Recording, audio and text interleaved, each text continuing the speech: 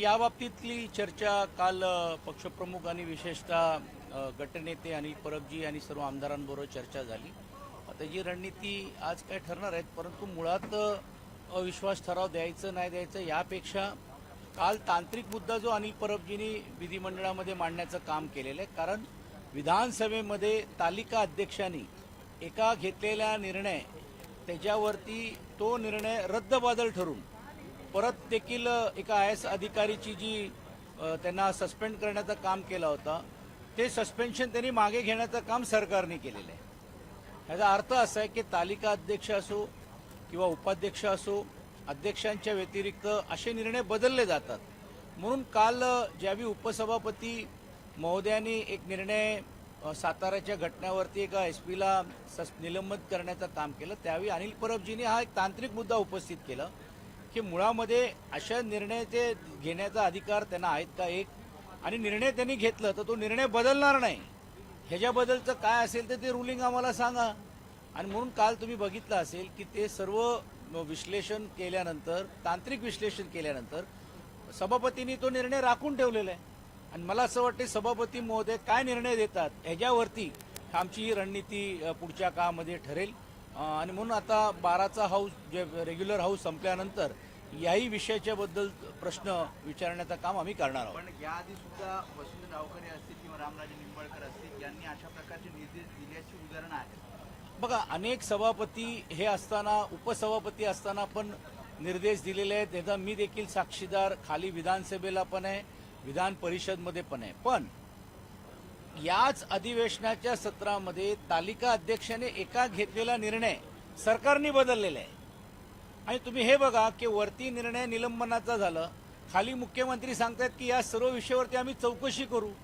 म्हणजे विसंगती आहे ना की सरकार एक वेगळं बोलत आहे आणि वरती उपसभापतींनी दिलेला निर्णय सरकार मान्य करणार आहे की नाही मान्य करणार आहे, हाच त्याच्यातला एक भाग आहे. आणि म्हणून माननीय सभापती असेल, उपसभापती असेल, त्यांच्या अधिकाराबद्दल कुठच्याही बद्दल कोणालाही मनामध्ये शंका ठेवण्याची गरज नाही. परंतु याच अधिवेशनाच्या सत्रामध्ये अशा दोन घटना घडल्या, याच विषयावरती खाली मुख्यमंत्री एक भूमिका मांडतायत, उपसभापतींनी एक अगोदर निर्णय दिलेले आहेत. ही विसंगती जी होती त्याचा खुलासा माननीय सभापती महोदयांकडे माननीय गटनेते अनिल परबजींनी मांडण्याचं काम केलेलं आहे, जो त्यांनी राखीव ठेवण्याचं काम केलेलं आहे.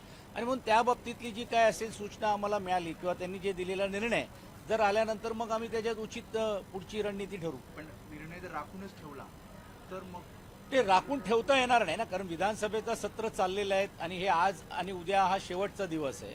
तर आपल्याला आज निरोप समारंभ असल्यामुळे जास्त कामकाज नाही, तर याबद्दलचा निश्चितपणे आम्ही प्रश्न विचारू. आणि जर त्यांनी राखीवच ठेवण्याचा निर्णय घेतला मग आम्ही महाविकास आघाडीचे सर्व आमदार त्याच्यात बसून त्याच्यात उचित निर्णय घेण्याचं काम. शिंदे तुमच्या सोबत आहेत का? कारण ते काल शिंदे शिवसेनेच्या सोबत नाही, शशिकांत शिंदेनी कुठच्याही पत्रावरती सही केलेली नाहीये.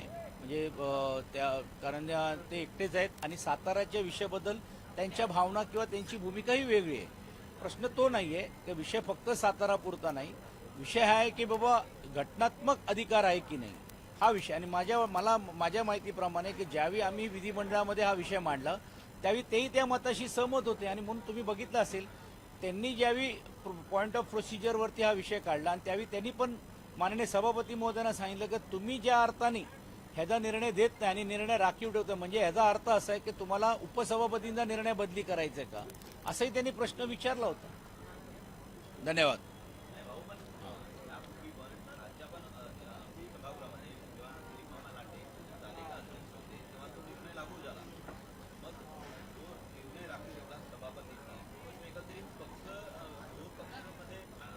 हे दोन पक्षामध्ये काय चाललंय हे मी बोलायची गरज नाही. आणि सातारातून सुरुवात झालेली आणि ही फक्त सातारा पुरता मर्यादित नाहीये.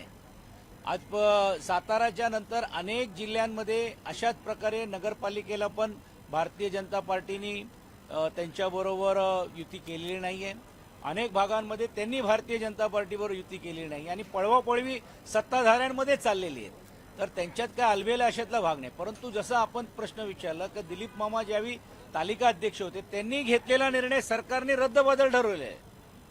म्हणजे तालिका अध्यक्षांनी घेतलेला निर्णय अंमलबजावणी झाली नाही, त्या IAS अधिकारीला सस्पेंड केलेला गेला नाहीये.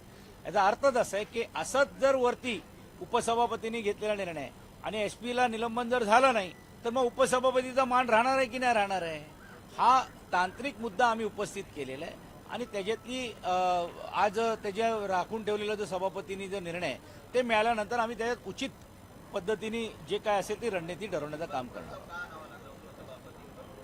नाही, अजून आणलेलं नाही आहे, ऑन रेकॉर्ड आम्ही केलं नाही, पण अशी आमच्यामध्ये चर्चा झालेली आहे. सर्वच गोष्टी मीडियावरती बोलता येत नाही. गटनेते याबद्दलचं उचित माहिती देते. धन्यवाद.